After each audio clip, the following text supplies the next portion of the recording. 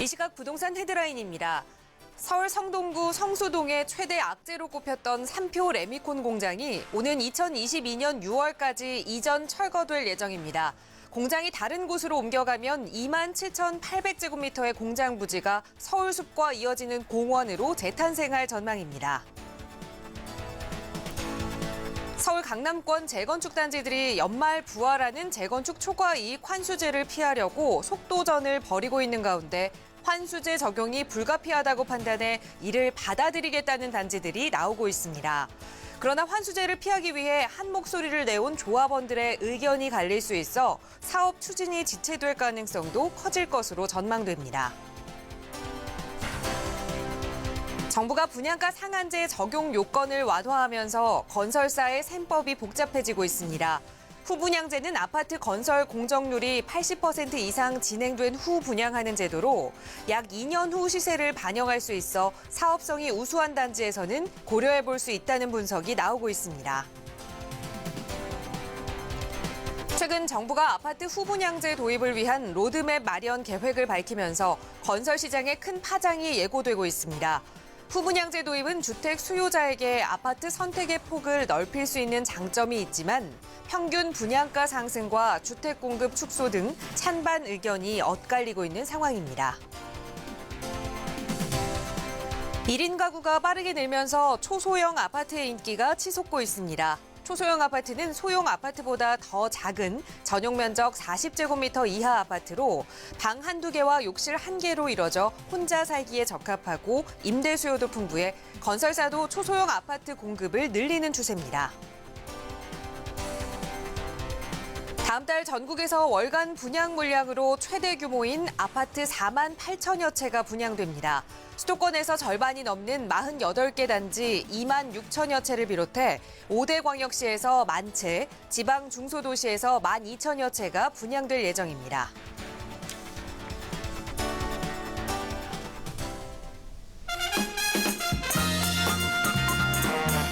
여러분 안녕하십니까? 부동산 골든타임 진행의 김진주입니다. 파리 부동산 대책 이후에 청약 요건이 강화되면서 가입 기간이 짧은 1순위 통장의 일부가 2순위로 밀려났습니다. 이렇게 해서 감소된 1순위 청약 통장이 70만 개에 이른다고 하는데요. 2순위로 밀린 청약 통장은 가입 1년 이상, 2년 미만의 기간으로 이렇게 좀 가입 기간이 짧은 청약 통장이 많다는 것은 그만큼 단기 시세 차익을 노린 그런 투자 수요가 많았다는 방증이라고 볼 수 있을 것 같습니다. 오늘 이 부동산 이체크 통해서는 이렇게 청약 요건 얼마나 강화됐는지 그리고 그에 따라서 청약 시장 분위기는 좀 어떻게 변화하고 있는지 자세하게 들여다볼 텐데요. 오늘 이 시간 함께 하시면서 또 저희가 드리는 정보에 대해서 조금 더 자세한 내용 필요하시거나 또 전문가의 도움 필요하신 부분 있으시다면 서울지역번호 02-2638-3910번 연락 주세요. 친절하게 부동산 전문가의 도움 드리겠습니다. 자, 그럼 오늘 준비한 부동산 골든타임 지금 바로 출발합니다.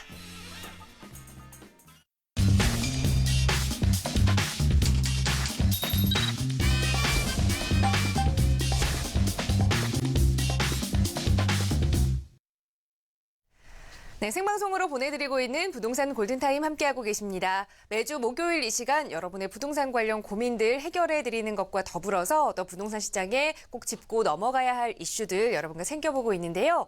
오늘 이 시간 여러분과 함께해 주실 부동산 전문가 먼저 소개해드리겠습니다. 신호화경제연구소의 신하선 대표 나오셨어요. 대표님 어서 오세요. 네, 안녕하세요. 반갑습니다. 네, 오늘은 또 하루 일찍 나오셨어요. 자, 목요일에 대표님과 함께하고 있는데요. 자, 지난달 20일부터 투기 과열지구 그리고 또 청약 조정 대상 지역의 청약 1순위 조건이 좀 강화가 됐습니다.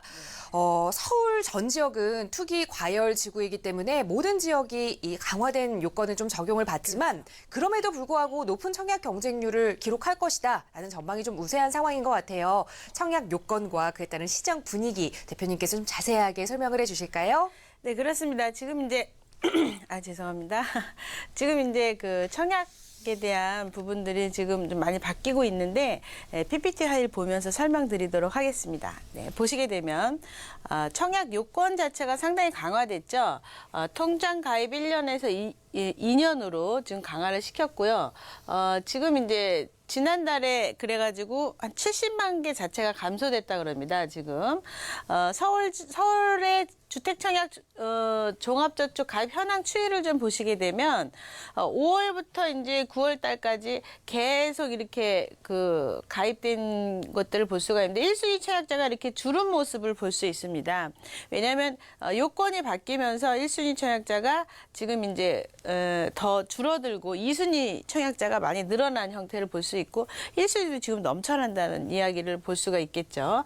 실수요자가 그렇지만 굉장히 많은 서울 같은 경우는 어쨌든 경쟁이 상당히 치열할 거고 실수요 주택에 대한 어떤 갈증이 아직 해소가 되지 않았기 때문에 계속 지금 분양권 시장이 상당히 불붙을 것으로 예상이 지금 되고 있습니다.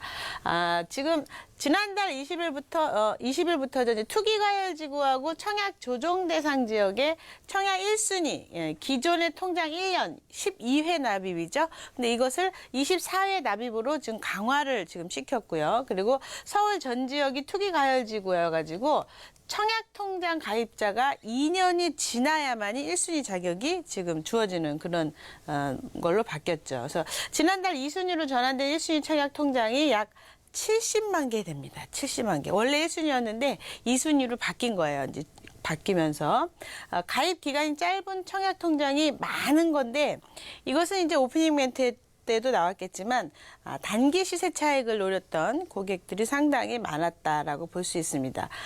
보시게 되면 전년 대비해가지고요. 2016년 지금 8월에랑 2017년 9월인데요. 지금 23%를 1순위가 감소를 했고 2순위 좀 늘어난 모습을 볼 수가 있죠. 자, 지금 파리 대책 이전에 사실상 청약 통장이 1년만 가입해도 요건만 갖추면 청약이 주어졌죠. 자격이 예전에는. 그래서 가점제가 적용되는 85제곱미터 이하 40%만 제외를 하고 그냥 1순위 청약자 중에서 추첨으로 그 당첨자를 그냥 뽑았기 때문에 상당히 높았던 기대 심리가 있었고요. 그리고 당첨만 되게 되면 뭐 프리미엄이 상당히 많이 붙어서 지금 이제 팔 수도 있었던 단기 시세 차익을 볼 수도 있었던 상황이었었죠. 그리고 113 대책 부동산 대책 전까지만 해도 재당첨 제도가 재당첨 제한 제도가 없었습니다. 근데 청약에 당첨된 웃돈이 붙여서 재가입만 해도 1순위가 자기에게 주어졌었는데 이런 것들을 할 수가 없는 상황이 지금 된 거죠. 좀 인천이나 경기 쪽을 좀 들여다보시면은 역시 1순위 통장 수가 334만 2,491자로 지난 8월보다 6.6% 감소를 했습니다. 원인으로 따지자 그러면 과천시가 투기과열지구로 지정이 됐고 성남시, 하남시, 고양시, 남양주시, 화성시, 동탄이가 조정대상 지역으로 지정이 되면서 지금 1순위 청약자들이 지금 줄어들면서 이런 현상을 볼 수가 있고요. 지방 5개 광역시 1순위 통장 역시도 15.5%가 지금 줄었습니다. 그리고 투기과열지구로 지정된 지방이죠. 여기도 수성구, 대구 수성구와 조정대상 지역인 부산 해운대도 마찬가지로 1순위 요건이 지금 6개월에서 2년으로 강화가 된 겁니다. 이제는 1순위들만 뛰어노는 세상이 된 거죠. 1순위 숫자는 줄었지만 사실상 서울의 주요 지역에서 청약에 당첨이 되는 그런 상황 상당히 또 어려울 것으로 보여지는 게 실수요자들의 지금 아파트가 로또와 같은 어떤 모습을 보여주고 있는데 워낙 아파트 가격이 이제 근래 들어가지고 30평대 강남 같은 경우 17억, 18억 이렇게 올랐지 않겠습니까? 거기에다가 강북에 이제 12억짜리가 아파트가 지금 나오고 있으면서 거래가 실제로 그렇게 되고도 있으면서 지금 이제 이러다가 주택 하나 없는 거 아니야 해서 기왕이면은 가격이 많이 올라주는 서울 중심부로 청약이 몰릴 가능성이 상당히 많다라고 말씀을 드리고 지금 이제 85제곱미터 이하짜리들 있죠. 이하짜리는 100%가 지금 이제 가점제가 적용되기 때문에 상대적으로 짧은 청약자들의 당첨률이 이제 낮아집니다. 그리고 일부 추첨으로 뽑는 중대형 자체도 분양가가 비싸기 때문에 달겨들기 상당히 어렵죠. 이제는 뭐 전매 금지가 있기 때문에요. 길게 있죠. 이제 불법으로 행하신다고 하셨을 때의 문제점이 뭐냐면 지금은 이제 국세청에서 뭐 지금 수서 쪽이죠. 전매를 하면 안 되는 걸 전매를 하면서 국세청에서 이제 그 자료를 알게 돼가지고 다 이제 걸렸습니다. 그러니까 이제는 공중사무실까지 지금 이제 털고 있어요. 방송용은 아닌데 공중사무실까지 조사를 하기 때문에 여러분 이제 주의를 하셔야 되고 불법은 좀 조심을 많이 하셔야 됩니다. 나중에 다 걸리게 돼 있어요. 이제는 세금이 좀 세졌기 때문에 조심을 하셔야 됩니다. 그래서 앞으로 청약통장의 활용 방안으로 한번 보자 그러면 내가 청약통장이 있는데 그럼 어떻게 해야 될까? 뭐 지방에 갈까? 제 기준으로는 근거리 경기까지는 괜찮다라고 저는 말씀 좀 드리고 싶고요. 왜냐하면 뭐 중도금 무이자 대출도 이제 옛날처럼 많이 되지 않기 때문에 나의 능력껏 가야 되는 게 맞습니다. 그래서 청약 통장은 단기적으로 지금 이제 짧게 어딘가 탁 집어넣어서 옛날처럼 치고 빠지고 이런 것들이 안 되기 때문에 오랜 기간 잘 쌓아 놓으셨다가 신중하게 좋은 입지에 청약하는 방향으로 활용하시는 게 훨씬 더 나을 것이다라고 저는 이제 말씀을 드리고요. 1순위 통장을 오래도록 갖고 있던 분들 입장에서는 이제 경쟁이 줄었기 때문에 외려 당첨 확률이 높아진 거죠. 그래서 지금 서울 중심부에 뭐 지금 많은 세대들이 지금 분양을 앞두고 있는데요. 있으신 분들은 꼭 활용을 해보시고 청약 통장을 해야 될지 물건을 사야 될지 모르겠다. 그 능력이 있으신 분들은 또 사시는 것도 괜찮은 게 당첨이 떨어질 수도 있거든요. 그래서 그건 복골복이다라고 말씀드릴 수밖에 없고 그래도 통장을 한번 써보겠다 하는 분들은 지역을 잘 선정해서 잘 살펴보시면 이제 확률이 높아졌음으로 인해서 앞으로 실거주 입자들에선 상당히 좋은 상황이다라고 말씀을 드리겠습니다. 청약 통장 활용하시기 바랍니다. 네.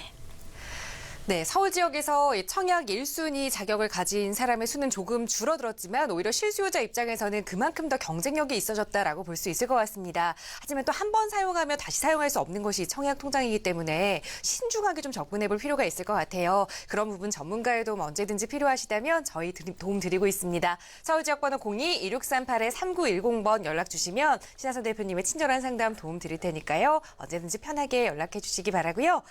자, 지금까지 청약 시장과 관련된 부동산 시장 이슈들 여러분께 좀 전해드렸고 지금부터는 또 여러분의 부동산 관련 고민 직접 들어보고 해결해드리는 시간 이어가겠습니다. 오늘도 시청자 여러분과 전화 상담으로 말씀 이어갈 텐데요. 첫 번째 시청자분 전화 연결돼 있습니다. 바로 연결해 볼게요. 여보세요? 예. 네, 여보세요? 안녕하세요. 네, 안녕하십니까. 네, 시청자님 어느 지역의 부동산 좀 고민 있으세요? 예. 저는 강명시 강명육동에 있는 영하 아이닉스 아파트 3비평을 갖고 있는데요. 네. 네, 제가 거기 전세를 주고 있는데 다음 달이 만료가 되기 때문에 네. 그 집을 지금 팔아야 할지 전세를 한 번 더 주고 네. 기다려야 될지 그 굉장히 좀 갈등이 많아서 선생님한테 좀 여쭤보려고요. 네, 알겠습니다. 자, 경기도 광명시 광명육동에 위치한 아이닉스 아파트 30평대를 현재 전세를 주고 좀 투자 목적으로 보유하고 계신 것 같아요. 전세 예. 만기가 다가와서 조금 더 보유를 해야 할지 아니면 매도해야 할지 이 부분 좀 전문가의 의견 들어보죠. 대표님과 인사 나눠보세요. 예, 선생님 안녕하십니까? 네, 안녕하세요. 반갑습니다. 예, 네. 수고 많으십니다. 네네. 그 혹시 광명의 주택이 뭐 일시적 2주택이라든가 뭐 이런 상태인가요?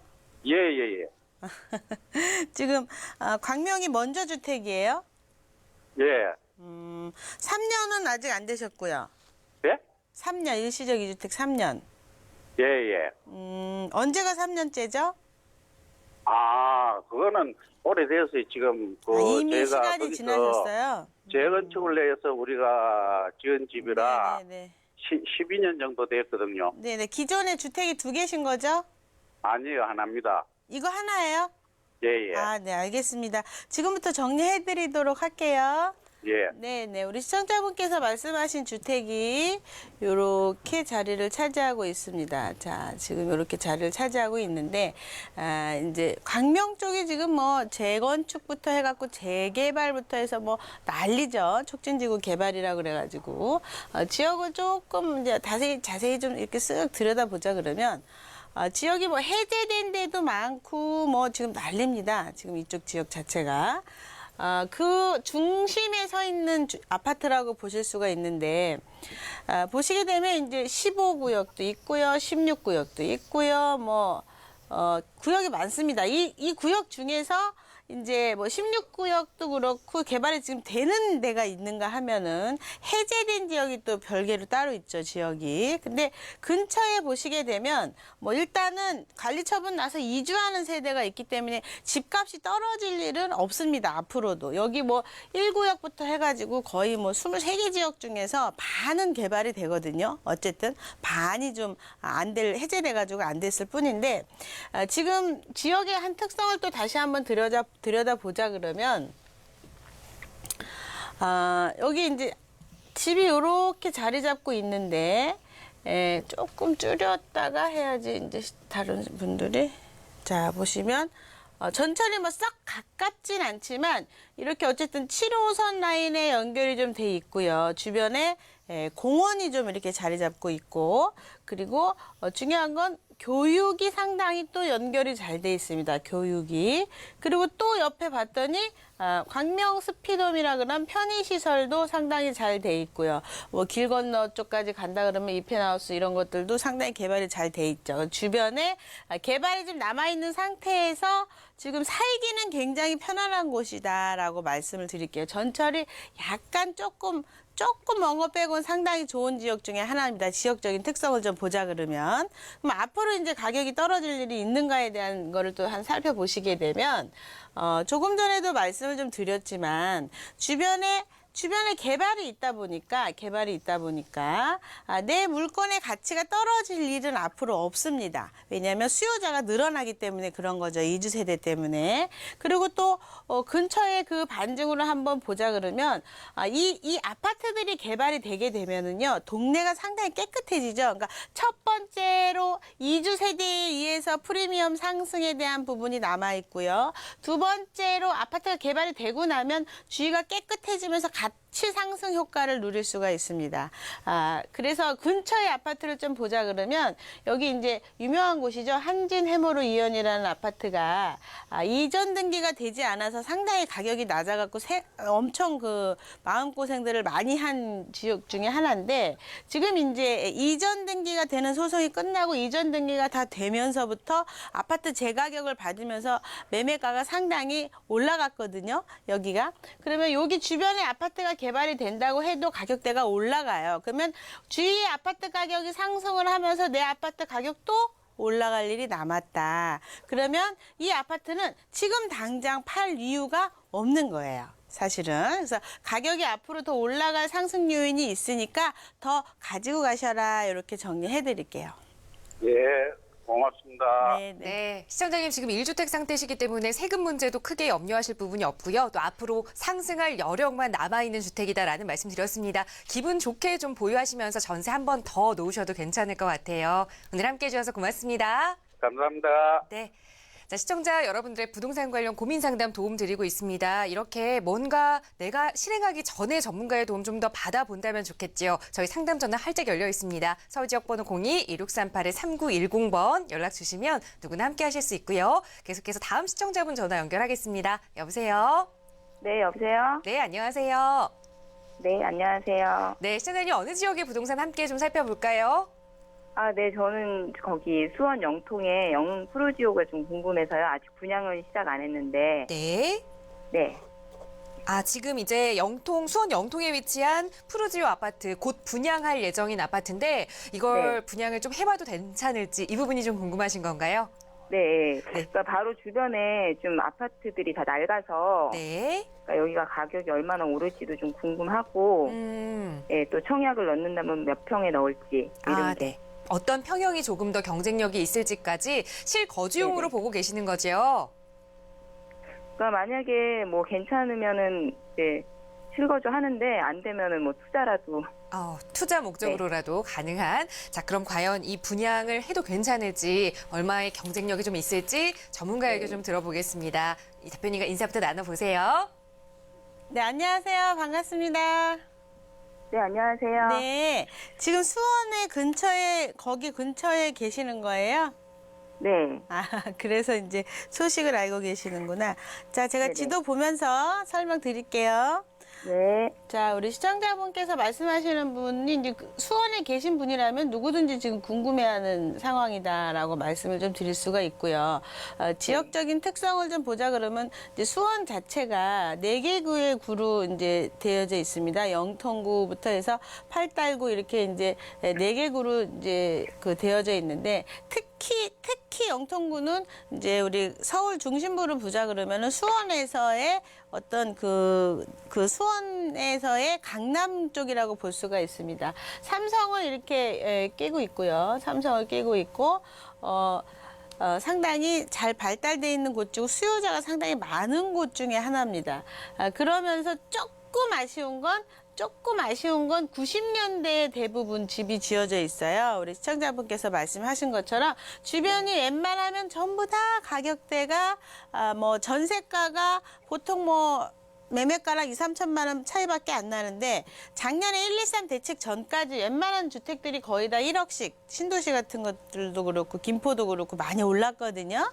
근데 이제 영통 쪽은 고 1년 동안 남 오를 동안 많이 올라야 2, 3천이 오른 꼴이에요. 왜 그런 현상이 생기냐면 지역적인 특성상 여기에 집을 사고 싶진 않은 거예요. 오래돼서. 마음은 광교에가 있는 거예요. 광교에. 광교에 집은 사고 싶고 여기는 전세로 살고 싶어. 이런 심리들이 많다 보니까 집은 사지 않고 전세가만 올라가다 보니까 집값이랑 전세값이랑 차이가 얼마 없고 그닥 그렇게 많이 또 올라가지도 않는 상황이다라고 말씀드릴 수가 있는 게 이런 어떤 90년대 이런 특성 때문에 그러는데 지금 정말 반짝할 만한 너무 기쁜 소식이 한번 나오는 거예요. 뭐 주변에 신축 아파트들이 아예 없는 건 아닌데 조금 있습니다. 조금 요 주변에. 근데 여기 이제 수원 쪽에 보시게 되면 지금 이제 말씀하신 곳이 영흥공원이라는 곳입니다. 영흥공원. 이 영흥공원 안에 이제 이렇게 푸르지오가 들어간다는 얘기예요. 분양을 지금 이제 1999세대 지금 준비 중에 있는 곳인데 땅 작업이 잘 안 돼서 그동안에 좀 지지부지했고 대우건설 들어가서 보시면 12월에 분양한다고 하지만 좀 어려울 것 같다는 예상들이 많죠. 그래서 내년에 네. 봄에 좀 할 거라는 말들도 있어요. 유명한 곳이라 저도 조금 알고는 있는데 이쪽 지역에 아파트가 들어서게 되면 분당선이 전철이 연결되어 있습니다. 분당선 전철 굉장히 가깝고요. 그리고 근처에 보시면 중학교, 고등학교, 건너 초등학교까지 해가지고 교육도 상당히 잘 돼 있고 그리고 지금 이쪽에서 영흥공원 수목원을 만들겠다 이렇게 지금 얘기하고 있잖아요. 그죠? 그럼 네. 대단한 살기 좋은 아파트가 하나가 턱 만들어지는 거예요. 공원 사이에 중심부를 끼고 있으면서 공원 사이에 아파트가 하나 완전 끝내주는 거죠, 사실은. 그래서 이거에 대한 기대가 상당히 지금 많은 상태인 게 아까 말씀드렸지만 다 90년대 아파트다 보니까 새롭게 지어지면 광교 갈 일이 없어요. 나 회사 여기 수원인데 여기 삼성인데 새 아파트가 기다. 그리고 살기 좋다. 그럼 교육도 잘 돼 있죠. 애들 교육도 시키죠. 공부도 시키죠. 공기 좋아요. 아침마다 수목원 한 바퀴 돌 수 있죠. 살기도 좋죠. 직장도 가깝죠. 이런 게 없는 거죠. 사실은 수요자가 어마어마하게 많을 것이다. 이렇게 예상이 됩니다. 근데 중요한 건 가격대인데 근처에 이제 아파트들의 신축 2013년도 거를 좀 들여다보면은 보통 한 평당 그러니까 매매가 한 4억 1천 정도 하거든요. 4억 1천, 2천 정도? 30평대가. 근데 얘가 저는 이제 5억까지 가도 괜찮다 이렇게 봅니다. 지금 이제 이 지도를 조금 더 줄여서 보시게 되면 아파트가 여기에 영흥이 들어갈 건데 신분당선에 들어갈 건데 바로 위에 광교가 있죠? 바로 위에 네. 광교가 있습니다. 광교 쪽이랑 또 가격에 대한 광교에 대한 로망이 1등이라서 들여다보면 주상복합이 한 6억 주상복합 아파트 말고 주상복합이 한 6억대 후반 아파트도 상당한 가격이죠. 7억대 훨씬 넘어가죠. 이렇게 이제 가격이 많은 상태에서 얘가 5억대에다가 삼성 자체 신축에다가 공기 끼고 있고 광교로 갈 일이 없는 거예요. 여기서 신축으로 좀 빠지자 그러면 또 이쪽으로 좀 내려 망포역 쪽에 또 좀 쪼물쪼물하게 또 많이 자리 잡혀 있는데 거기 또 매매가가 한 4억 몇 대 하는데 지금 수원에서 이 여기에 공원에 아파트가 딱 들어서게 되면 이 영통에서 1등이라고 봅니다. 1등.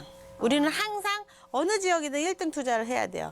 굳이 광교 안 가도 되고요. 얘가 만약에 분양을 하게 되면 저 같으면은 이 근처에 사신다 그러면 저는 넣어요. 저는 하겠습니다. 네. 아, 그럼 몇 평을 30평대 괜찮고 20평대 괜찮아요, 다. 아, 그래요? 네, 왜냐하면 완전 신축에다가 완전 뭐 정원을 다 깔고 있는 거잖아요. 공기 중에. 저는 좀 청약 점수가 있어가지고 네. 그냥 서울 쪽 분양받을까 그 생각도 좀 하긴 했었는데 네, 아 투자용으로 하시는 거예요? 뭐 투자도 좀 중요하니까. 네, 서울의 중심부에 들어오시는 것도 그건 괜찮고요. 강남에 하실 수 있는 게 본인이 상황이 된다 그러면 해야죠.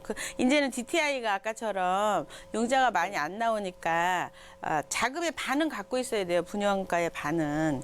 그러니까 만약 뭐 7억이다, 뭐 15, 자금은 13억이다 그러면 7억. 그건 안 된다. 그럴 거면은 이제 강남에 들어오시는 게 맞죠. 그리고 여기 수원 자체적으로 보자 그러면 이 물건 자체도 굉장히 훌륭한 물건이에요. 제가 만약에 수원 쪽에 있다 그러면 저는 여기다가 청약을 할 거예요. 선생님 하나만 더 물어볼게요. 요즘에 동탄 그 C11 뭐 넣는다고 다들 또 그러던데 네? 거기보다 여기가 나을까요? 동탄이요? 네. 아유, 동탄 어디 1기요, 2기요? 동탄 그 C11인가 뭐 그 롯데캐슬 그게 들어온다던데. 어디 지역이에요? 2지구예요, 1지구예요? 이요, 동탄 이신도시에. 2지구. 전철이랑 네. 가까워요? 예, 뭐 그게 주상복합인데 뭐 밑에 영화관이 있고 뭐 주상복합. 그런 얘기하더라고요. 동탄 아파트 많아요. 1기 지역가도 많아요. 굳이 동탄 주상복합까지? 예, 저는 반대예요. 네. 뭐 그 네, 지역이 고맙습니다. 나쁘다는 게 아니라 저라면 지금 본인 입장이라면 동탄까지 안 가도 되죠. 다른 분들은 동탄 근처에 계신 분들이라든가 특수한 사람들은 가도 되는데 본인 입장이라면 지금 강남도 얘기하고 있는데 동탄까지 저는 안 가요. 네. 네, 알겠습니다. 네. 네, 좀 시원한 답변이 되셨을 것 같아요. 보고 계셨던 우선 프로지오 아파트 청약 분양에 도전해 볼 만하다, 가치가 높은 아파트다라는 말씀 드렸으니까요. 꼭 좋은 결과 있으시길 저희도 기대하겠습니다. 오늘 함께해 주셔서 고맙습니다. 네, 시청자 여러분들의 부동산 관련 고민 상담 이렇게 도움 드리고 있고요. 언제든지 분양 신청하기 전에 그리고 매수하기 전에 저희와 이런 이야기 나눠보신다면 조금 더 좋은 판단하실 수 있을 것 같습니다. 이렇게 전화 상담으로도 도움 드리고 있지만 이런 부분 조금 더 자세하게 전문가와 말씀 나눠보실 수 있는 자리가 바로 무료 세미나 자리일 텐데 또 신하선 대표님께서 준비를 해주셨습니다. 대표님 좀 소개해 주실까요?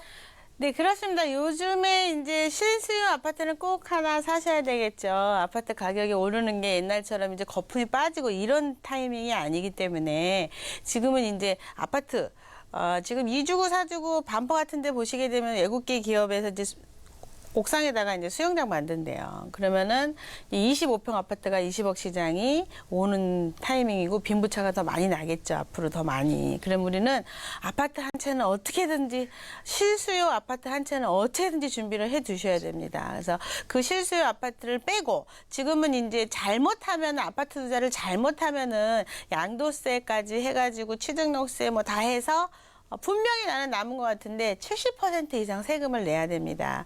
왜 그런지에 대한 걸 좀 보셔야 되고 그런 거에 대한 이야기를 들어야 내가 지금 소형으로 어떻게 투자를 하면 돈이 되고 은행에 넣어두는 것보다 나은 상황이 어떻게 해서 되는지에 대한 공부를 좀 하셔야 이제 지금 현재 정보와 맞물려서 같은 방향으로 가야 세금도 좀 덜 내고 차익도 내고 그러거든요. 그런 부분들을 지금 세미나에서 말씀드리는데 상당히들 만족도가 높으십니다. 그래서 세미나 오시면 좋은 얘기 많이 들으실 거예요.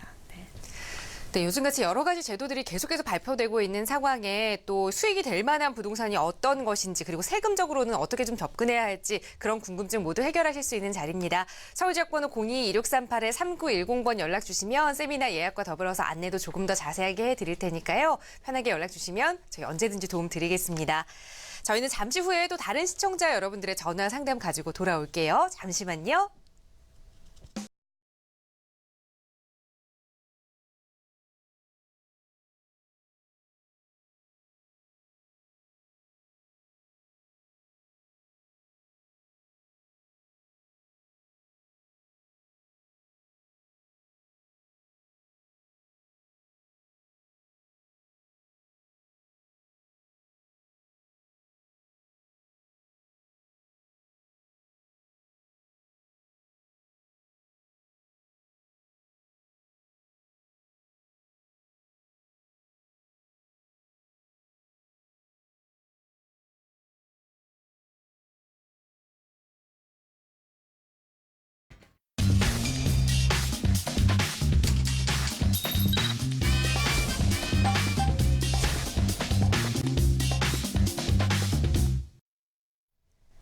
네, 매주 목요일 부동산 골든타임 여러분의 부동산 관련 고민들 시원하게 해결해드리는 시간 이어가고 있습니다. 이번 시간 계속해서 신하순 대표님과 함께하고 계시고요. 자, 먼저 여러분 고민 상담 더 진행하기 전에 부동산 시장 이야기 중에 분양가 상한제 이야기를 조금 해볼까 합니다. 8.2 부동산 대책의 후속 조치로 분양 가격을 직접적으로 좀 정부가 규제하는 분양가 상한제 적용을 확대하는 것이 좀 확정이 됐습니다. 다음 달부터죠. 11월부터는 민간 택지에도 좀 적용이 된다고 하는데 건설업계 시장에서는 좀 많은 판도가 바뀌지 않을까 이런 예상들이 나오고 있습니다. 이 부분 좀 자세하게 설명을 좀 해주실까요? 아, 그렇습니다. 지금 이제 후분양 제도에 대해서 정부에서 이제 뭐 인센티브도 주겠다 막 이렇게 해가지고 지금 이야기를 하고 있는데 과연 어떤지 한번 살펴보도록 하겠습니다. 네, 보시게 되면 임대냐 후분양이냐 이렇게 이제 건설사에서 지금 이제 고민을 하는 거죠. 건설사 자체에서 굉장히 복잡해지는 상한제 제도를 한번 살펴보도록 하겠습니다. 자, 보시게 되면 지금 이제 임대사업과 월세 분양가 전환을 통해서 동시 수익이 가능하다라고 이제 정부에서 이야기를 하고 있죠. 건설사 분양가 상한제를 이제 피하려고 그러는 입장인데 재정이 문제다. 왜냐하면 뭐 이것저것 다 자금 부담이 없었는데 상당히 일반화되기는 어렵다. 건설사 입장은 지금 이렇게 이야기를 지금 하고 있고요. 지금 정부의 분양가 상한제 적용으로 건설사 세법이 상당히 복잡해지고 있다. 오프닝 멘트 때도 말씀을 드렸지만 건설사 입장에서는 상한제 적용은 제값을 받을 수 없어서 사업성이 상당히 고민이다. 분양가 상한제는 가격을 정해놓고 이제 분양을 하게 돼 있지 않겠습니까? 그러다 보니까 분양가를 높이 받지 못하다 보니까 조합원의 이득도 떨어지지만 건설사 자체에서도 좀 문제가 있다라고 지금 이야기를 지금 하고 있는 거죠. 예를 들자면 18일 건설업계에 따르면 호반건설이 위례신도시에다가 일반 분양용지를 85제곱미터 초과 699가구를 임대아파트 공급을 하겠다 이렇게 지금 계획서를 하남시에 제출을 했습니다. 호반건설에서 지금 이제 위례신도시에다가 굉장히 큰 거죠. 699가구를 85제곱미터 초과되는 거를 지금 이제 임대 아파트를 공급을 하겠다 이렇게 이제 얘기를 한 거예요. 근데 임대 사업 자체는 분양가 상한제를 피할 수 있는 방법 중에 하나이기 때문에 건설사에서 이렇게 초이스를 한 건데요. 부영이라든가 이런 것들이 임대 아파트로 해갖고 자금력이 굉장히 좋아진 회사죠. 지금 이제 임대 사업은 분양가 상한제를 피할 수 있는 방법 중에 하나이기 때문에 최소 4년 임대 기간 완료 후에 후분양으로 전환을 했을 때 지금 이제 시세 가격을 반영을 받을 수가 있습니다. 2년이 지나면 분명히 가격이 오르지 않겠습니까? 그거를 다 건설사에서 받을 수 있다는 얘기예요. 이제 분양가를 좀 기다렸다가 팔면 눈으로 보여지고 하니까 프리미엄까지 다 이득을 볼 수 있는 입장이다라는 거죠. 근데 위례신도시 자체가 공공택지여가지고요. 분양가 상한제 적용 대상이기 때문에 지금 이런 쪽으로 방향을 건설사가 돌린 것 같아요. 입지하고 상품성이 우수한 지역 같은 경우는 가능할 수 있는 거죠. 그래서 분양가 상한제를 좀 피해보겠다라는 지금 목적으로서 지금 이렇게 행하고 있는데 실질적으로 사업성이 우수한 지역에서는 가능하고 좋다고 그럴 수가 있는데 지금 임차인 입장에서 분양 전환 기회를 제공해가지고 추후 빠르게 사업도 될 수 있고 뭐 좋다고는 하지만 건설사 자체가 지금 이제 사실은 어려움이 있습니다. 어려움이. 그래서 우리가 대형 건설사가 아니면은 되게 어려운 문제가 좀 있는 게 지금 이제 후분양제라는 것을 좀 어떤 건지 좀 살펴보시게 되면 아파트 공정률이 80% 이상 진행이 됐을 때 지금 분양하는 제도를 얘기하는 겁니다. 그러니까 다 지어지고 나서 거의 다 지어졌을 때 분양받는 그런 모습인 거죠. 책정 기준을 2년 후에 시세를 반영할 수 있기 때문에 사업성이 우수한 단지는 해볼 수 있다. 이렇게 지금 건설사들은 얘기하고 후분양 제도는 80% 이상 진행 후에 분양하는 것을 얘기하는 겁니다. 지금 현재 최근 사업성이 우수하다고 판단되는 재건축 현장들이 돈이 좀 많은 건설사들이죠. 일군 업체들이니까요.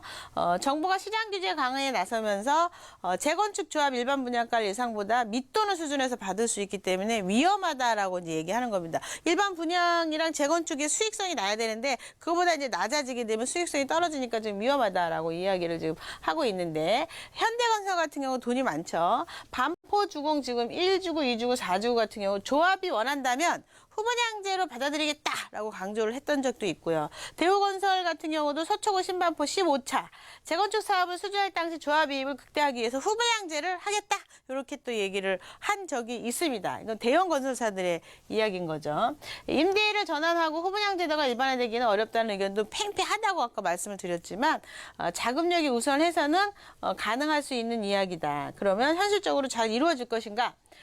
이제 임대주택을 또 놔가지고 우리가 후분양을 하다 보니까 일반적으로 그렇게 80% 공정이 됐을 때 일반 분양하는 경우도 있고 또 제도를 또 벗어나는 제도가 뉴스테이 제도가 있습니다. 기업형 임대 놓고 나서 아까 호반건설이죠. 임대를 놓고 나서 나중에 후분양을 하겠다 이런 얘기예요. 4년 후에 분양을 하겠다. 이럴 때는 사실은 국가에서 지금 자금을 조달을 해줘야 됩니다. 임대 사업을 할 때. 그래서 지금 국가의 자금 조달 계획이 상당히 많아요. 임대주택을 할 때는. 근데 만약에 국가 재정 지원이 없다면 일부 지역에서만 한정이 될 것이고 서울에서는 토지가가 비싸기 때문에 임대주택을 하더라도 보증금하고 월세가 높아질 수밖에 없어서 공실 리스크가 전혀 없다고 단정할 수 없기 때문에 고위험, 고수익으로 분류된다. 건설 관계자들이 이렇게 지금 얘기를 하고 있고요. 건설사의 재정 확보가 핵심이고 정부 지원금을 줘야지 할 수가 있다라고 지금 얘기를 하고 있는 겁니다. 지금 건설사가 보유한 현금 혹은 프로젝트 파이낸싱을 통해서 공사 대금을 충당을 해야 돼요. 그러니까 우리가 자금을 공사비까지 프로젝트 파이낸싱이나 돈을 이제 은행에서 빌리게 되면 이자가 엄청나거든요. 그러니까 지금 거기에 대한 충당 금액이 어마어마하기 때문에 후분양제를 한다고 하더라도 나중에 수익금을 높이 받는다고 하더라도 임대사업을 하는 사람들은 4년 후니까 좀 달라질 수 있겠지만 80% 공정에서 재건축 현장 같은 경우는 분양을 할 때 이자가 더 많이 감당되는데 다 조합원의 몫으로 이게 돌아오거든요. 그래서 상당히 좋은 것 같지만 또 그렇지도 않은 면이 또 이중적인 면이 보이시고 있죠. 그래서 지금 아파트를 착공하기 전에 실질적으로 지금 이제 국토부 지금 교육부 장관이 말씀을 이제 하신 건데요. 후분양제 자체가 80% 이상 짓고 분양하는 방식이잖아요, 아파트가. 근데 후분양제를 하게 되면은 여러 가지로 지금 도움을 주겠다, 국가에서. 그리고 지금 이제 정확한 건 얘기 안 했지만 국정감사 이후에 교통부하고 지금 한번 얘기를 한번 제대로 해보겠다라고 지금 얘기를 하고 있는데 사실상 중견 업체들하고 지금 부닥치고 있어요. 잘 안 되고 있어요, 지금. 그래서 장점으로 한번 후분양제에 대한 장점을 한번 정리를 보면은 실물을 보고 하기 때문에 좋다. 그리고 계약 후 단기 입주가 가능하다. 우리 전세 놔버리면 되잖아요. 뭐 중도금 뭐 이런 거 넣기 전에 전세 놔버리면 되니까 투자 금액은 덜 들어가는 면이 없지 않아 있죠. 사실 초창기 때. 그리고 건설업체의 부도 폭리도 예방할 수 있고 투기 세력 개입도 방지할 수 있다고 되는데 이건 잘 모르겠고요. 부실 시공을 예방은 할 수 있다. 그 부분은 이제 동감하고 비교적 정확한 공사비 산출을 할 수 있고 적정 분양가 산정이 가능하다. 후분양제. 근데 단점이 더 큰 게 뭐냐면 자금 부담이 가장 큽니다. 시공사 자금 부담이 상당히 크고 신용 등급이 낮은 중견사는 상당히 이제는 사업하기 어렵다는 얘기예요. 그래서 거기에다가 이렇게 되면은 아파트 공급 물량이 상당히 줄어들 수밖에 없는 상황이라 서민들의 주택 공급이 어려워진다라는 결론까지 지금 나와 있는 상태입니다. 뭐 정해진 건 아니지만 거기까지 지금 바라보고 있어요. 중견 건설사들은 그래서 지금 사실은 좀 어렵다. 우리는 그거는 사실 만만치 않다라고 지금 이야기들을 하고 있죠. 지금 제도 도입에 앞서가지고 금융 문제에 대한 해결과 또 계속 나오지만 서민주택 공급에 대한 방해가 될 수 있는 부분을 정리를 국가에서 해주지 않으면 후분양제의 실효성은 별로 없을 것 같다라고 조합원들이 좀 버틸 수 있고 이자 부분만 감당이 되고 건설사에서 그게 만약에 이제 옵션으로 들어와서 뭔가 해결이 된다면 굉장히 유리할 수도 있겠지만 전체적인 국가적인 차원에서는 외려 방해 요소가 있다 이렇게 말씀드리겠습니다. 그래서 우리는 한번 이게 어떻게 되는지 봐서요. 나중에 후분양을 하는 데가 있으면 또 한번 째려볼 필요가 있어요. 위례 신도시 같은 경우도 물론 분양가 얼마에 할지 모르겠지만 임차 들어갔다가 만약에 분양을 해준 다음 시가에 좀 저렴하게 해줄 수 있다 그러면 그런 것도 한번 체크해봐야 되겠죠? 네. 네, 분양가 상한제를 피하기 위해서 건설사들이 좀 여러 가지로 머리를 굴리고 있는 상황입니다. 그중에 대표적으로 떠오르는 것들이 지금 후분양제 논란인데요. 실제로 후분양제를 시행하는 건설사에 접근할 때는 또 이런 전문가의 도움 좀 받아보셔야 할 것 같아요. 아직까지 시행이 되고 있지는 않기 때문에 그 추후의 전망들 저희와 함께 이야기 나눠보셔도 좋을 것 같고요. 서울지역번호 02-2638-3910번 연락 주시면 언제든지 저희도 도움 드리겠습니다. 자, 계속해서 이번 시간 시청자 여러분들의 부동산 관련 고민들 직접 들어보고 해결해 드려야겠죠. 다음 시청자분 전화 연결 바로 해서 말씀 나눠보겠습니다. 여보세요? 여보세요? 네, 안녕하세요. 네, 안녕하세요. 네, 시청자님 어느 지역의 부동산 좀 고민 있으세요? 지금 그 일원동 레미안 루체하임 분양권을 하나 갖고 있고요. 네, 그리고 사당동 극동 아파트를 3년 전에 지금 25평짜리 하나 갖고 있는 게 있고요. 네, 팔산주공 12단지 광명에 네, 지금 2년 전에 지금 산 게 있는데요. 네. 지금 6월 말부터 지금 팔산주공 12단지를 매도하려고 내놨는데 좀 거래가 지금 없는 상태예요. 네. 그래서 금매로 지금 내놨는데도 지금 안 나가고 있는 상태라서 지금 내년 4월까지 매도 안 될 경우에 네. 혹시 임대사업자로 변경을 하게 되면은 그 사당동 집이 그 비과세로 될 수 있는지 아, 네. 그리고 아니면은 일원동 내면 우체함 그 입주하기 전에 네. 극동을 처분해야 되는 건지 향후 전망에 대해서 좀 궁금해서요. 네, 알겠습니다. 네. 지금 현재 가지고 계시는 주택은 동작구 사당동에 위치한 극동 아파트 한 채, 그리고 또 광명시 철산 주공 12단지 한 채를 가지고 계시고, 또 일원동에 위치한 레미안 루체하임 분양권을 가지고 계십니다. 지금 일시적 2주택 상황이신 것 같아요. 그래서 네. 좀 4월까지 빠르게 매도를 해야 한다라는 말씀을 해주셨는데 지금 잘 거래가 되지 않아서 고민이신 것 같아요. 자, 이 세 개를 좀 어떻게 운용을 하면 좋을지 전문가 의견 좀 들어보겠습니다. 대표님과 인사 나눠보세요. 네. 네, 안녕하세요. 반갑습니다. 예, 반갑습니다. 네. 지금 이제 말씀하신 거를 제가 지금 칠판에다 좀 적어봤는데요. 한번 여쭤보도록 할게요. 자, 말씀하신 지금 아파트 사당동 거, 지금 이게 몇 년도에 사신 거죠? 3년 전에 샀습니다. 3년 전에. 3년 전에. 명의는 누구 거예요? 지금 와이프 명의로 되어 있습니다. 와이프 명의. 철산동은요?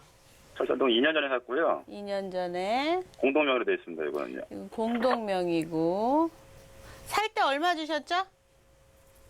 지금 12단지요? 예, 12단지. 지금 살 때보다 한 6천 정도 오른 것 같아요.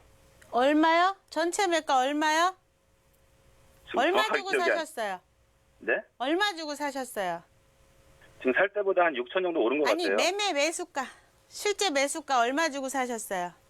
잘 기억이 안 나는데 이게. 그걸 아셔야죠. 대충 얼마 주셨어요, 대충? 대충 한 3억. 3억 정도 얘기할게요. 네, 예. 3억. 그리고 이제 지금 3억 6천이 됐다는 얘기죠? 지금 4억 정도 지금 내놨거든요. 4억 2천 정도는 하는데요. 4억 2천이요? 예. 그러면 3억 8천이었어요? 3억 6천? 3억 8천? 옛날에 이 정도 예. 샀다는 얘기죠. 명의는 네네. 공동 명의로 되어 계시고요. 예. 3년 전에 사당동을 사셨다는 얘기죠, 지금. 네네. 네, 그러면은 철산주공이 아니라 사당동을 매도하셔야죠. 비과세 받으려면. 사당동이 더 많이 올랐기 때문에 지금 사당동을 비과세로 만들려고 하는 거죠. 그게 아니라 일시적 네. 2주택이시잖아요. 예, 사당동을 먼저 샀잖아요. 그러죠? 예, 첫 예. 번째 주택. 그리고 1년 후에 두 네. 번째 주택을 샀을 때 3년 안에 매도를 해야 되는데 지금 2년 됐잖아요. 그죠? 예. 예, 2년 됐으면 아직 1년이 남아있단 소리예요. 1년이. 1년 안에 사당동을 파셔야 사당동이 비과세가 됩니다. 그러니까 먼저 주택을 파셔야지 되는 거고, 예. 지금 이제 철산동을 판다고 비과세가 되는 게 아니고요. 예, 지금 예. 이제 일시적 2주택 상태이기 때문에 지금 이제 사당동을 지금 매도를 하셔야 비과세를 받으실 수 있어요. 아. 네네. 지금 뭔가 착각하신 것 같아요. 그렇네요. 이제 뭔가 잘못 생각하신 거예요. 얘는 네. 이제 어차피 18년도에 들어가니까 18년도 때 그때 이제 따로 그때 가서 또 얘 하고 나서 또 이 철산동도 또 비과세 받으시면 되거든요. 들어가고 네, 네. 나서. 그러니까 네. 지금 이 순서를 따지자 그러면 사당동 거 먼저 1년 안에 철산동 잔금 친 날로부터 3년 안에 사당동을 팔았을 때 비과세를 받으시는 거니까 예, 예. 정리하시면 될 것 같아요. 네. 아, 네네. 알겠습니다. 네, 전화를 우리 시청자분 꼭 잘 주신 것 같아요. 지금 이 상황에서 철산 주공을 매도했을 때 비과세를 받는 것이 아니라 먼저 구입했던 이 사당에 위치한 극동 아파트를 처분하셨을 때 비과세 요건을 갖추는 거다라는 말씀 드렸고요. 3년 안에 이 매도 이루어져야 한다는 점 다시 한번 강조드리면서 오늘 정리하면 될 것 같아요. 오늘 도움 되셨길 바랍니다. 예, 감사합니다. 네, 고맙습니다. 자, 이렇게 시청자 여러분들의 부동산 관련 고민 상담 도움 드리고 있고요. 이렇게 세금과 관련된 부분 언제나 좀 헷갈려서 나도 모르게 실수하는 부분이 있을 겁니다. 이런 부분 전문가의 체크 좀 받아보시면 좋겠지요. 서울지역번호 02-2638-3910번 연락 주시면 저희 언제나 전문가의 도움 드리고 있고요. 계속해서 다음 시청자분 전화 연결하겠습니다. 여보세요? 여보세요? 네, 안녕하세요. 네, 반갑습니다. 네, 시청자님 어느 지역의 부동산 좀 고민 있으셔요? 현재 이제 화곡동에 이제 빌라로 실제로 살고 있고요. 네. 그 마곡동에 7단지하고 13단지를 지금 그 매수해가지고 여기 팔고서 네. 입주 예정을 하려고 하는데 네. 조금 이제 어디가 좋은지 마곡동을 제가 잘 몰라가지고 어떻게 했으면 좋은지 해가지고요. 네, 지금 현재 강서 화곡동에 거주를 하고 계시는데 이제 앞으로 마곡에 입주하게 될 아파트 7단지 아니면 13단지 이 두 개의 아파트 중에 실거주 목적으로 어떤 게 더 좋은지 보고 계시는 거죠? 네, 그리고 이제 마곡동이 좀 향후 전망 네. 5년, 7년 지나서 네, 좀 길게 네, 봤을 때 시세가. 이 마곡 지구에 들어가도 괜찮을지까지 한번 살펴보겠습니다. 자, 대표님과 인사 나눠보세요. 네, 네, 안녕하세요. 반갑습니다. 네, 반갑습니다. 네, 마곡 주변에 거주를 하고 계시는 거예요? 네, 여기서 마곡동 한 15분 거리 이제 화곡동에 거주하고 있고요. 아, 화곡동에 계신데 마곡동을 왜 모르시죠? 아니, 대충 아는데 아, 이제 그래도? 부동산 잘 모르니까. 아, 알겠습니다. 제 지도 보면서 설명드릴게요. 네. 네. 우리 시청자분이 이제 오래 거주를 하셨는데도 이제 불안하셔서 한번 체크를 해보시고 싶으신 것 같아요. 자, 마곡동 우리가 잘 알고 있죠. 이렇게 팔팔을 타고 가다가 쏙 빠져가지고 들어가면은 이렇게 자리가 이렇게 나옵니다. 뭐 마곡지구, 마곡역, 뭐 발산역 굉장히 많이 발달이 돼 있는 거고 지금 가서 보시면 발산역 더 많이 바뀌어져 있죠. 그래서 여기가 전체적으로 이렇게 마곡지구가 개발이 이렇게 되고 있는 곳 중에 하나다라고 일단은 말씀을 드리고요. 조금 지도를 키워서 보시게 되면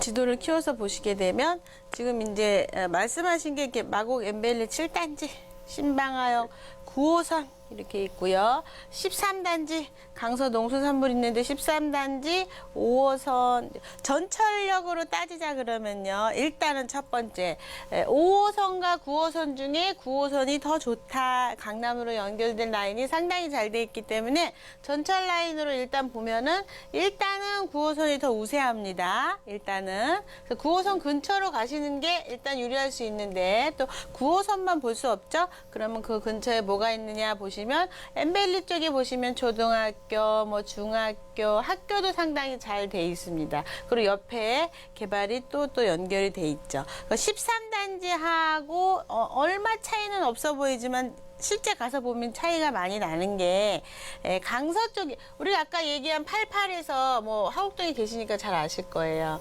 우리가 88에서 이렇게 타고 가다가 쭉 해갖고 들어가면 여기는 들어가면 바로 쭉 나와요.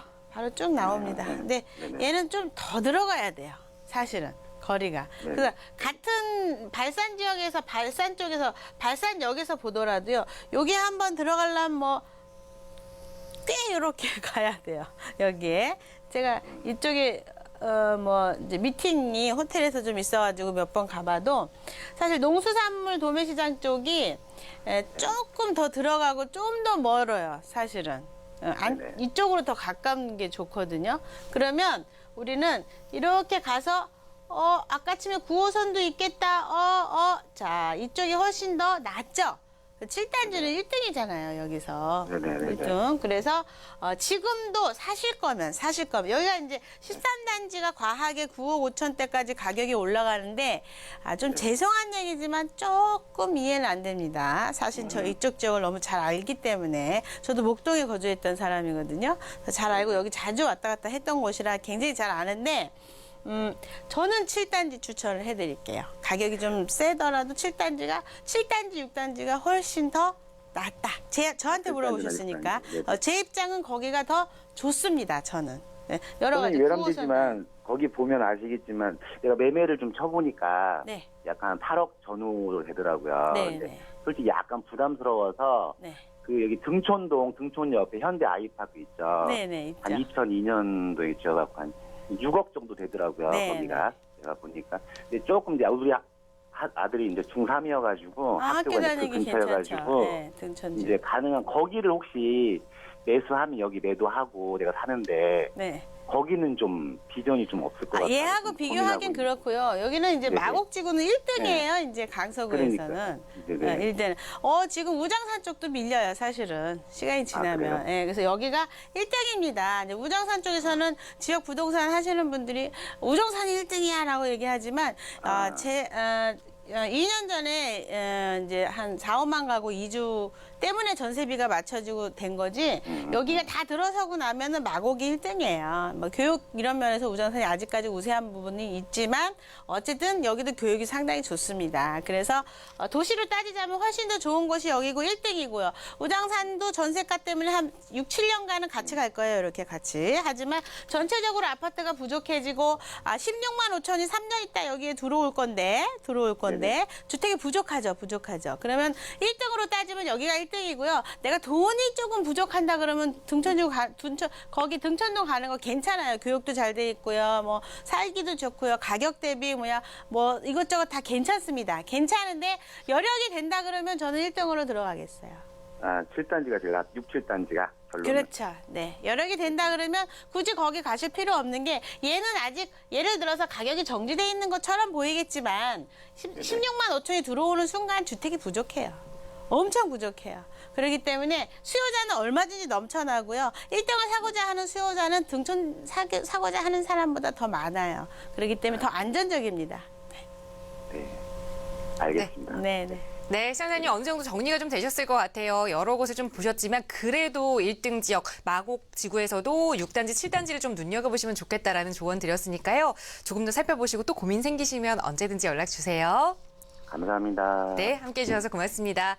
자, 시청자 여러분들의 부동산 관련 고민 상담 도움 드렸습니다. 이렇게 내가 살 집에 대해서 살펴볼 때는 정말 더 꼼꼼하게 좀 체크해 봐야 할 텐데 그런 부분 전문가의 도움 받아보실 수 있는 기회 저희 상담 전화 언제든지 열려 있고요. 방송 끝난 이후에도 연락 가능합니다. 편하게 연락 주시고요.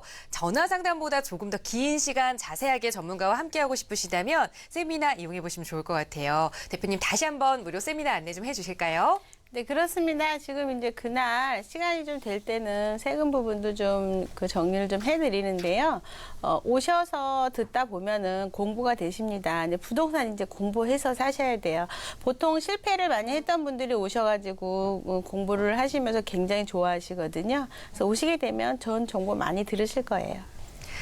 네, 부동산도 좀 아는 만큼 보인다고 하죠. 그리고 또 혼자 공부하는 것이 아니라 전문가와 함께 하실 수 있는 그런 시간이라는 점 다시 한번 말씀드리고요. 매주 수요일과 토요일 진행되기 때문에 가장 빠른 세미나 이번 주 토요일 오후 1시에 지하철 7호선 노년역 근처에서 진행됩니다. 서울지역번호 02-2638-3910번으로 선착순으로 좀 접수를 받고 있으니까요. 예약하시고 많은 분들 참여하셔서 좋은 투자 정보 얻어가시기 바랍니다. 자, 오늘 저희가 준비한 소식은 여기까지입니다. 아울러 저희 프로그램은 여러분께 보다 다양한 정보 제공해드리기 위해 마련되고 있는데요. 해당 부동산의 가치, 매물 가격의 상승이나 하락은 보장하지 않는다는 점 유의해 주시기 바랍니다. 자, 오늘 오후도 즐거운 가을날 보내시고요. 저희는 내일 이 시간에 또 알찬 정보로 찾아뵙겠습니다. 함께해 주신 여러분 고맙습니다.